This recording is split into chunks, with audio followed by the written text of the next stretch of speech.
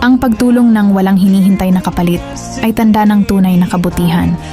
Hindi ito tungkol sa kung ano ang makukuha mo, kundi kung paano mo mapapagaan ang buhay ng iba. Ang simpleng kabaitan mo ngayon ay maaaring maging liwanag sa madilim na araw ng iba. Sa bawat pagtulong mo, pinapalakas mo hindi lang sila, kundi pati ang sarili mong puso. Magbigay ng may pagmamahal, at ang mundo ang siyang gagantimpala sa iyo sa tamang panahon. Ang respeto, ibinibigay sa marunong rumespeto. Ang puso ko, palaging totoo, pero ang pakikitungo ko, nakasalalay sa ugali mo. Kung mabuti ka, mas mabuti ako. Kung masama ka, natututo akong lumayo.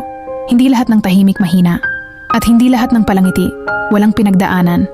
Hindi ako mabait sa lahat, pero hindi rin ako masama ng walang dahilan. Kung gusto mo ng respeto, matuto ka ring magbigay nito.